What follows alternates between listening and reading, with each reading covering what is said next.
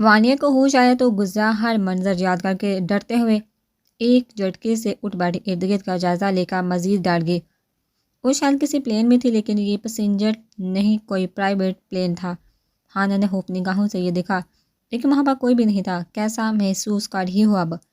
دروازے سے آنے والی آواز پر وانیہ نے جلدی سے وہاں پر دیکھا، لیکن وہاں پر میری کو دیکھا وہ بہت زیادہ خوف زدہ ہوئی۔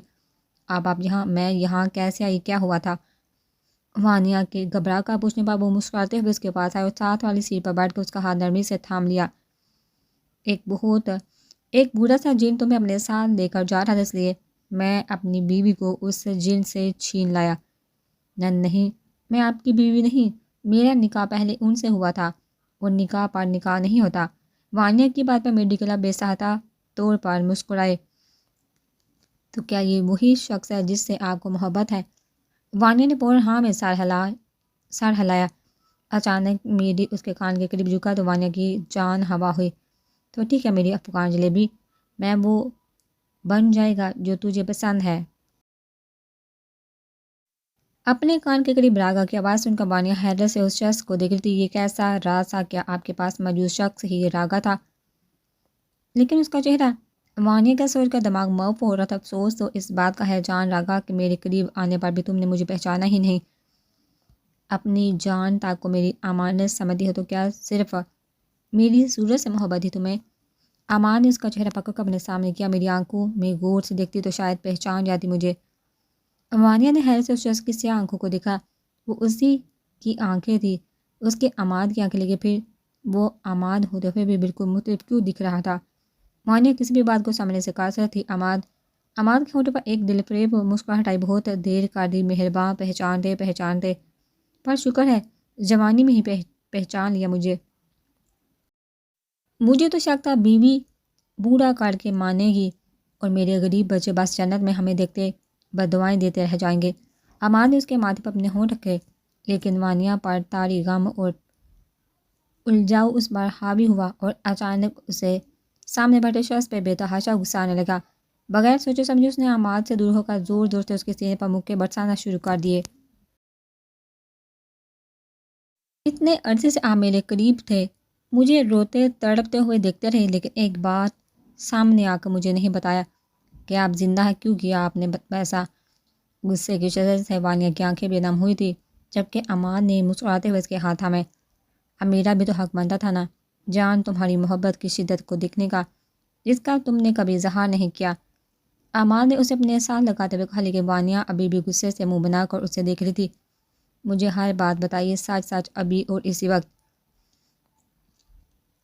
وانیہ نے اسے دور ہو کر اپنی سیٹ پر بیٹھتے ہوئے کہا۔ عماد نے گہرا سانس لیا اور پھر بولا، میرا اصلی نام عماد بنگش ہے، شہریار علی بنگش کا بیٹا ہوں۔ جنرل شہیر کے نام سے فوج میں جانے جاتے ہیں وہ۔ کہنے کو تو میرا دبئی میں شو روم ہے، لیکن آرمی انٹیلیجنس مجھے اور نام سے جانتی ہے۔ عماد نے مسکرا کر وانیہ کو دیکھا، جو تھوڑی کے نیچے ہاتھ رکھے اسے دلچسپی سے دیکھ رہی تھی۔ ایجنٹ بھی 6 ماہ پہلے۔ تمہیں کیا لگا فوجی کہ تم مجھے پکڑ کر بہت بڑا تیر مار لیا ہو؟ دیکھنا بہت جلد آزاد ہو جاؤں گا راگا، اور تو کچھ بھی نہیں کر سکے گا۔ جنرل شہیر راگا کی جیل میں کھڑے اسے گو رہے تھے، جو زنجیروں اور زخموں میں جگڑا ابھی غرور کی انتہا پر تھا۔ ابھی چند دن پہلے ہی آرمی نے اسے پکڑا تھا۔ یہ تمہارا خواب ہے راگا، اور یہ صرف خواب ہی رہے گا۔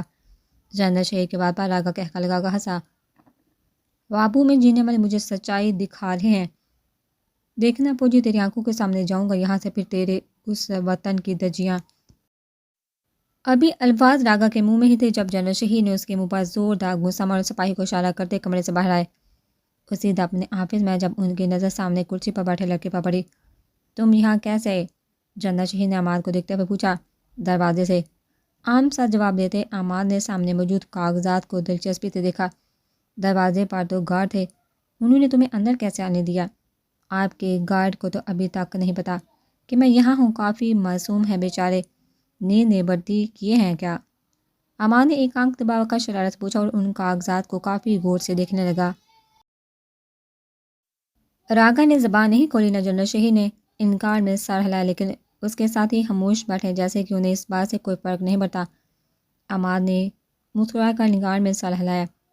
وہ خاموش نہیں بیٹھے، سر ضرور کچھ بڑا سوچ رہے ہوں گے، کچھ ایسا جس کے بعد پاک فوج کے پاس راگا کو چھوڑنے کے علاوہ کوئی اور راستہ ہی نہ بچے۔ جنرل شہید نے مات کی بات پر غور کیا تو انہیں وہ صحیح لگی۔ تو پھر تمہارے خیال میں ہمیں کیا کرنا چاہیے؟ Back up. اگر وہ کچھ بڑا سوچ رہے ہیں تو ہم اس سے بڑا سوچیں گے۔ میرے پاس ایک پلان ہے۔ کیسا پلان؟ جنرل صاحب نے اپنی کرسی پر بیٹھے ہوئے پوچھا تو اطمینان سے عماد نے انہیں اپنا سارا پلان بتایا۔ نو عماد، اٹس ٹو ڈینجرس۔ ڈینجرس تمہارا راگا بن کے ان کے درمیان رہنا تمہاری جان کے لیے بہت خطرناک ہو سکتا ہے اگر انہیں پتہ چل گیا تو۔ جنرل شہید نے پریشانی سے انکار میں سر ہلاتے ہوئے کہا، یہی تو بات ہے کہ انہیں پتہ ہی نہیں چلے گا۔ ٹرسٹ می سر، ان کے درمیان رہ کر الو بناؤں گا انہیں، اور اتفاق تو دیکھے، راگا اور میری آنکھوں کا رنگ بھی ایک ہی ہے۔ عماد نے ایک آنکھ دبا کر کہا۔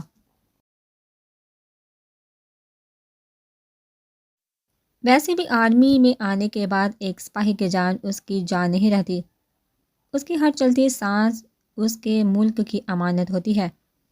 جنرل شہید عماد کی بات پر خاموش ہو گئی۔ اور تمہاری ماں کا کیا عماد بنگش؟ اس کی اکلوتی اولاد ہو تم، اگر تمہیں کچھ ہو گیا تو کیا برداشت ہوگا اسے؟ اور یہ بات ایک جنرل نہیں، ایک باپ تم سے پوچھ رہا ہے۔ عماد نے مسکرا کر جنرل شہید کو دیکھا۔ آپ اور ماما مجھے جان سے بھی زیادہ عزیز ہیں بابا، لیکن کوئی اور ہے جو مجھے آپ دونوں سے بھی زیادہ پیارا ہے، میرا یہ وطن بابا، جسے ہر کوئی ڈسنے پر تلا ہوا ہے، اور اگر میرے ملک پر اٹھنے والی ایک نگاہ بھی کچل دی نہ میں نے تو سمجھوں گا کہ میرے پیدا ہونے کا حق ادا ہو گیا۔ عماد کو دیکھتے ہوئے جنرل شہید کی آنکھوں میں ایک خوف تھا، ہوتا بھی کیوں نہ، وہ ان کی اکلوتی اولاد تھا، لیکن اس خوف کے ساتھ ساتھ ان کی آنکھوں میں بے پناہ فخر بھی تھا۔ ٹھیک ہے عماد، جیسا تم چاہو گے ویسا ہی ہوگا، لیکن یہ ہمارا پلان بی ہوگا، صرف اسی صورت میں اگر سچویشن ہمارے کنٹرول سے باہر ہوئی تو۔ ان کی بات پر عماد مسکرائے اور ہاتھ اٹھا کر اپنے محسوس انداز میں انہیں سلوٹ کیا۔ اوکے سر، وہاں سے آتے ہی عماد نے خود کو سب سے علیحدہ کر دیا۔ راگا کے بارے میں جتنی انفارمیشن ہو سکتی تھی اس نے اکٹھا کی، اس کی آواز کو مکمل طور پر کاپی کیا اور اپنے بال بھی بڑھا لیے۔ بس کچھ محنت کرنی پڑی تھی اسے اپنے نقوش راگا کی طرح کرنے میں۔ راگا کے پکڑے جانے کے 3 مہینے بعد تک ایک خاموشی چھائی رہی، جسے کہ واقعی اس کے ساتھی کو اس کے ہونے یا نہ ہونے سے کوئی فرق نہیں پڑتا تھا۔ بس 2-4 جگہوں پر ان لوگوں نے دھماکے کروائے، لیکن پھر ایک دن خاموشی ٹوٹی جب انہوں نے راول پنڈی کی مشہور یونیورسٹی پر حملہ کیا اور طالب علموں کی جان کے بدلے راگا کی رہائی کا سودا کیا۔ فوج کے ساتھ ساتھ گورنمنٹ بھی اس بات پر پریشان تھی۔ جنرل شہید جب میٹنگ اٹینڈ کرنے گئے تو سب کی رائے کو مد نظر رکھتے ہوئے یہ بھی فیصلہ کیا گیا کہ راگا کو رہا کر دیا جائے۔ ایک اور راستہ بھی ہے۔ جب جنرل شہید کو کچھ سمجھ آیا تو بول اٹھے، کیا راستہ ہے جنرل شہید؟ چیف آف آرمی نے سوال کیا۔ ہم راگا کو آزاد کر دیں گے، لیکن ان کے پاس اکثر راگا نہیں بلکہ راگا کے بیس میں ہمارا ایجنٹ جائے گا۔ جنرل شہید کے بابا صاحب حیرت سے ایک دوسرے کو دیکھنے لگے، لیکن یہ بہت خطرناک کام ہے جنرل صاحب، اور اس کے لیے بہت زیادہ صلاحیت درکار ہے۔ جانتا ہوں، اس لیے ہمارے بہت قابل ایجنٹ بھی کافی عرصے سے اس کام کی تیاری میں لگے ہیں، اور ایجنٹ بھی کی صلاحیت سے صرف میں ہی نہیں، آپ سب بھی اچھی طرح سے واقف ہیں۔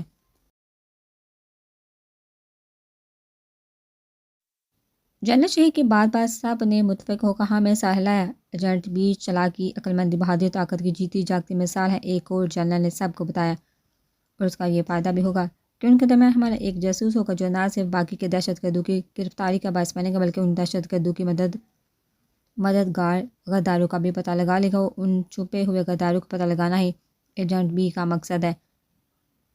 اس بات پر چیف آف آرمی نے بھی ہاں میں سر ہلایا۔ ٹھیک ہے، ایسا ہی ہوگا، یہ مشن اب ایجنٹ بی کا ہے، وہی راگا کی جگہ ان لوگوں کے پاس جائیں گے، اور ان کی حفاظت کے لیے اس راز کو بہت زیادہ خفیہ رکھنا ہوگا تاکہ ہمیں چھپا کوئی غدار ان کے لیے مشکل کا باعث نہ بنے۔ باقی کے جنرل بھی چیف آف آرمی کی بات سے متفق تھے۔ میٹنگ ختم ہونے کے بعد جنرل شہید اپنے کمرے میں آئے، پر بہت سوچنے کے بعد اپنا موبائل نکال کر انہوں نے عماد کو کال کی، ایجنٹ بی، ہمیں پلان بی کے مطابق چلنا ہے۔ وہ لوگ جیل سے راگا کو لے کر نکلے تھے اور اپنی آزادی پر غرور دیکھنے کے قابل تھا، لیکن وہ اس بات سے غافل تھا کہ اس کی خوشی بہت جلد غم میں بدلنے والی تھی۔ راگا کو لے کر جانے والی گاڑیاں چانے کی باقی گاڑیوں سے علیحدہ ہو کر دوسری طرف مڑی، وہ سیدھا آ کر ایک سنسان سے گیراج میں رکی۔ راگا کو گاڑی سے باہر نکالا گیا تو وہ حیرت سے ارد گرد کا منظر دیکھنے لگا۔ یہ تم لوگ مجھے کہاں لایا ہے فوجی؟ زیادہ چالاکی کی نہ، تو انجام اچھا نہیں ہوگا، یہ جانتے ہو تم؟ راگا اس جنرل شہیر کی طرف مڑتے ہوئے انہیں دمکانے لگا، جبکہ جنرل شہیر کے چہرے پر ایک مسکراہٹ تھی۔ پتہ لگ جائے گا راگا، حوصلہ رکھو۔ جنرل صاحب نے مسکرا کر کہا۔ تبھی وہاں ایک اور گاڑی آئی، جس سے نکالنے والے شخص کو دیکھا راگا کی آنکھیں حیرت سے پھٹی پھٹی رہ گئی۔ وہ بالکل اس کے جیسا ہی تو تھا، وہی بال، ویسے ہی داڑھی، یہاں تک کہ نقش بھی ویسے ہی تھے۔ کیا ہوا مارا؟ اتنے میں ہی ڈر گیا؟ تم تو ابھی تو اس راگا نے اپنا جلوہ بھی نہیں دکھایا۔ اس شخص کے بولنے پر راگا کی حیرت میں مزید اضافہ ہوا، کیونکہ اس کی آواز بھی بالکل راگا جیسی تھی۔ کون ہو تم؟ راگا نے گھبراتے ہوئے پوچھا تو وہ شخص مسکرا کر اس کے قریب آیا۔ میں وہ ہوں راگا جو تیری جگہ لے کر تیرے ان گھٹیا کامور ساتھیوں کو جہنم وصال کرے گا۔ واصل کر کے میں اس ملک کا مجاہد ہوں، اس سرزمین کا محافظ۔ عماد کے ایسا کہنے پر راگا نے ایک زوردار گونسا اس کے منہ پر مارا۔ سپاہیوں نے آگے بڑھنے کی کوشش کی تو عماد نے ہاتھ کے اشارے سے انہیں قریب آنے سے روک دیا۔ اب راگا اسے مار رہا تھا اور وہ خاموشی سے کھڑا مار کھا رہا تھا۔ پھر اچانک کافی مار کھانے کے بعد عماد نے اس کا ہاتھ پکڑا، ہونٹ پر موجود خون کو انگوٹھے سے صاف کرتے ہوئے مسکرا دیا، اب میری باری۔ اتنا کہ عماد نے ایک ہی زوردار مکہ راگا کے منہ پر مارا، جس کی شدت سے راگا زمین پر گر گیا اور اس کے ناک سے بری طرح سے خون نکلنے لگا۔ شکریہ مارا، کسی زخم کے بغیر تیرے ساتھیوں کے پاس جاتا تو شک کرتے نہ مجھ پر۔ اچھا ہے تو نے یہ شبہ بھی مٹا دیا۔ عماد نے ہنس کر کہا تو فوجیوں نے واپس راگا کو اپنی حراست میں لے لیا۔ ویرا کو پتہ لگ جائے گا، وہ تجھے نہیں چھوڑے گا، بہروپیے نہیں چھوڑے گا۔ راگا چلاتا رہا اور وہ سپاہی اسے وہاں سے لے گئے۔ عماد اس بات پر مسکرا دیا کہ جانے انجانے میں وہ اسے اپنے ساتھی کا نام بتا گیا تھا۔ چلو بیٹا۔ جنرل شہیر نے عماد کے پاس آ کر کہا تو عماد نے بیڑیاں پہننے کے لیے اپنے ہاتھ ان کے سامنے کر دیے۔ میں تیار ہوں بابا۔ پھر وہ لوگ عماد کو راگا بنا کر یونیورسٹی لے گئے۔ جنرل شہید نے سوچا کہ یہاں دہشت گردوں کو تو پکڑ ہی لیں گے، اس لیے انہوں نے ان دہشت گردوں پر اٹیک کرنے کا کہا، لیکن ان بزدلوں نے وانیا کو اپنی ڈال بنایا اور وہاں سے فرار ہو گئے۔ واحدان نے وانیا کو ڈھونڈنے کی ہر ممکن کوشش کی، لیکن وہ ایسے راستے سے فرار ہو چکے تھے جو یونیورسٹی سے بہت فاصلے پر تھا، اور ہر طرف ناکہ بندی ہونے کے باوجود وہ انہیں نہیں پکڑ پائے۔ وانیا کی کوئی خبر نہ ملنے پر واحدان غصے کے عالم میں جنرل شہیر کے پاس گیا۔ ہم انہیں نہیں چھوڑیں گے سر، ہم ان پر حملہ کریں گے، کسی بھی حال میں اپنی بیٹی کو واپس لاؤں گا میں۔ آپ پرمیشن دیں سر، ہم کسی بھی طرح انہیں ٹریک کر لیں گے۔ واحدان کی پریشانی دیکھ کر جنرل شہیر بھی پریشان ہو چکے تھے۔ تم فکر مت کرو واحدان، پولیس اور فوج انہیں ڈھونڈی ہے، تمہاری بیٹی کا پتہ ضرور لگا لیں گے۔ کیسی فکر نہ کروں میں، میری بیٹی ہے ان کے پاس، ہمیں ان پر حملہ کرنا ہوگا سر۔ جب تک ہم ان تک نہیں پہنچ جاتے کسی بھی دہشت گرد کو نہیں چھوڑیں گے ہم، واحدان غصے سے کہہ رہا تھا۔ میں نے کہا نا واحدان کہ ایک ٹیم اس کو ڈھونڈتی رہے گی، لیکن فی الحال ہم کسی بھی دہشت گرد پارٹی پر حملہ نہیں کر سکتے۔ کیوں نہیں کر سکتے؟ کیا چاہتے ہیں آپ کے پاس ہم تماشائی بنا رہوں؟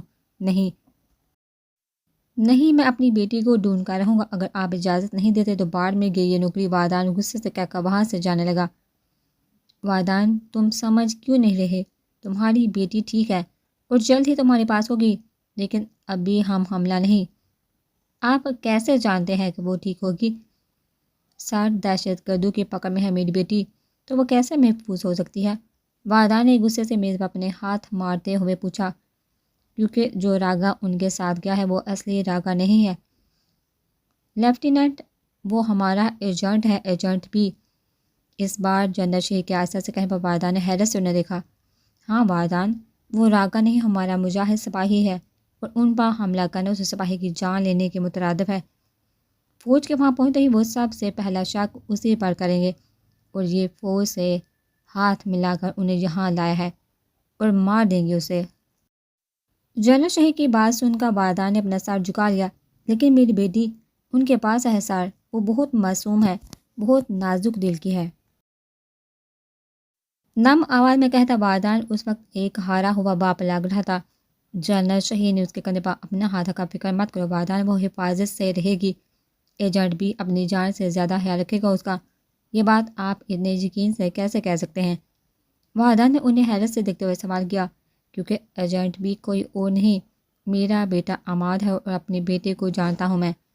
جنرل شہید نے اس کا کندھا تھپتھپاتے ہوئے کہا، جبکہ وادان حیرت سے اس شخص کو دیکھ رہا تھا جس نے اپنے اکلوتے بیٹے کو دشمنوں میں بیچ دیا تھا۔ تو آپ چاہتے ہیں کہ میں کچھ نہ کروں، بس ہاتھ پہ ہاتھ آ کے بیٹھا رہو؟ وادان کے لہجے میں بہت زیادہ بے بسی تھی۔ ہمت کرو وادان، بالکل ویسے جیسے میں نے کی ہے۔ تم یہ سمجھو کہ تم نے اپنی بیٹی کو اس ملک کی حفاظت پر لگایا ہے، سمجھو کہ وہ بھی ہماری طرح ایک سپاہی ہے، کیونکہ وادان وہ اس بہادر سپاہی کے محافظ ہے اور وہ اس کا محافظ ہوگا۔ جنرل شہید کے پاپا وادان بے انتہا بے بس ہو چکا تھا، بس خاموشی سے اٹھ کر وہاں سے چلا گیا۔ لیکن اس کے جانے کے بعد اس نے وانیا کو ڈھونڈنے کی کوشش نہیں کی، بس اپنی بیٹی کو خود کی طرح مجاہد سمجھ کر اس کی زندگی کا معاملہ خدا پر چھوڑ دیا۔ اور ویسے ہی ہوا تھا جیسا جنرل شہید نے کہا۔ عماد نے راگا بن کا وانیا کی حفاظت کی ہر ممکن کوشش کی تھی۔ کال کی پسندیدگی ظاہر کرنے پر عماد نے سردار ہونے کا فائدہ اٹھاتے ہوئے وانیا کو اس سے چھین لیا تھا، لیکن جب بعد میں پھر سے وانیا اس کے چنگل میں بری طرح سے پھنس گئی تو عماد کے پاس اس سے نکاح کرنے کے سوا کوئی چارہ نہیں رہا۔ اسی طرح اپنے لیفٹیننٹ کی بیوی جو عماد کے لیے ایک ذمہ داری تھی، اس کی متاع جاں اس کی منزل عشق بن گئی۔ 1 مہینے تک سب ٹھیک چلتا تھا۔ عماد نے کسی کو بھی خود پر شک ہونے نہیں دیا تھا اور انہی کے درمیان رہ کر وہ ان کا ہر راز جانتے ہوئے سلطان کے بھی بہت قریب پہنچ چکا تھا۔ لیکن پھر ایک دن اچانک وہ توازن خراب ہوا جب عماد خبر پہنچانے پہاڑ کے پاس موجود سپاہی کے پاس آیا اور اس نے اسے بتایا کہ راگا قید سے بھاگ چکا ہے اور کسی بھی وقت جہاں پہنچتا ہوگا۔ عماد کو کیسے بھی راگا کو پکڑنا تھا۔ اگر راگا ویرا یا کال میں سے کسی کے پاس بھی پہنچ جاتا تو عماد کا بچنا ناممکن ہی جاتا۔ اللہ میری مدد کرنا۔ عماد نے دعا کی اور اپنی بندوق سنبھالتا راگا کو تلاش کرنے لگا۔ کچھ ہی دیر بعد گولیوں کی آواز سے اس نے اندازہ لگایا کہ آرمی بھی وہاں پہنچ چکی ہے۔ تبھی عماد کی نظر پہاڑ کی جانب سے آتے ایک آدمی پر پڑی جس کے پیچھے 2 فوجی تھے، جن میں سے ایک کو اس نے مار دیا تھا جبکہ دوسرے کی ٹانگ میں گولی مار کر اسے بھی اپنے نشانے پر لے چکا تھا۔ عماد نے غصے سے دانت کچا کر آگے بڑھنا چاہا۔ رک جائیے، ایسا مت کرے۔ وانیا کی آواز پر عماد کی جان ہوا ہوئی۔ وہ نہیں چاہتا تھا کہ راگا وانیا کو کوئی نقصان پہنچا، لیکن اس وقت وہ ان سے بہت زیادہ فاصلے پر تھا۔ لیکن راگا کے منع نہ ہونے پر وانیا کی اگلی حرکت سے عماد کا منہ کھلے کا کھلا رہ گیا۔ رک جائیے ورنہ گولی مار دوں گی۔ عماد نے حیرت سے اپنی معصوم جان کو دیکھا جو کانپتے ہاتھوں سے پسٹل تھامے راگا کو ڈرا رہی تھی۔ اپنی بندوق کو سیدھا کرتے ہوئے عماد نے راگا کا نشانہ لیا۔ اگر وہ وانیا یا اس فوجی کو نقصان پہنچانے کی کوشش کرتا تو عماد وہی اسے مار دیتا۔ ایک چڑیا کا ڈر سے راگا اپنا شکار نہیں چھوڑے گا۔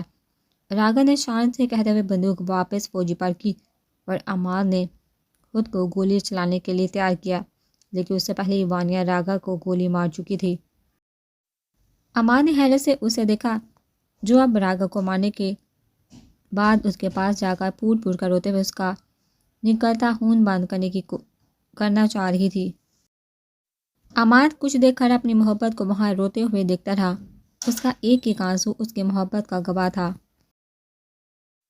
پھر کچھ دیر بعد اس کی بہن اور ایک لڑکا اسے اور فوجی کو وہاں سے لے گئے تو عماد راگا کے جسم کے قریب آیا اور اس کی گردن پر اپنا ہاتھ رکھ کر دیکھا۔ راگا سچ میں مر چکا تھا۔ عماد نے اسے اٹھا کر اپنے کندھے پر ڈالا، اسے خفیہ غار سے ہوتا ہوا کافی فاصلے پر کھڑے آرمی کی گاڑیوں کے پاس آیا۔ راگا کے جسم کو کندھے پر ڈال کر داتا دیکھ سب فوجیوں نے اس پر بندوقیں تان دی۔ جنرل شہید بھی اس کو پریشانی سے دیکھ رہے تھے۔ عماد نے راگا کا جسم لا کر جنرل شہید کے قدموں میں پھینکا اور مسکرا کر انہیں دیکھا، جبکہ جنرل شہید تو یہ سمجھنے کی کوشش کر رہے تھے کہ سامنے موجود شخص راگا تھا یا ان کا بیٹا۔ پھر عماد نے مسکراتے ہوئے اپنا ہاتھ اٹھا کر انہیں سلوٹ کیا تو جنرل شہید کی آنکھیں خوشی اور فخر کے آنسو سے نم ہو گئی۔ بے ساختہ طور پر انہوں نے بھی اپنا ہاتھ ماتھے تک لے جا کر عماد کو سلوٹ کیا۔ تم نے اسے مار دیا جنرل؟ وادان نے حیرت سے پوچھا، کیونکہ راگا کا زندہ ہونا مردہ ہونے سے زیادہ قیمتی تھا۔ نہیں سر، آپ کی بیٹی نے مار دیا۔ ہانیہ؟ وادان نے گہرا سانس لیتے ہوئے کہا، نہیں سر، میری وانیا نے۔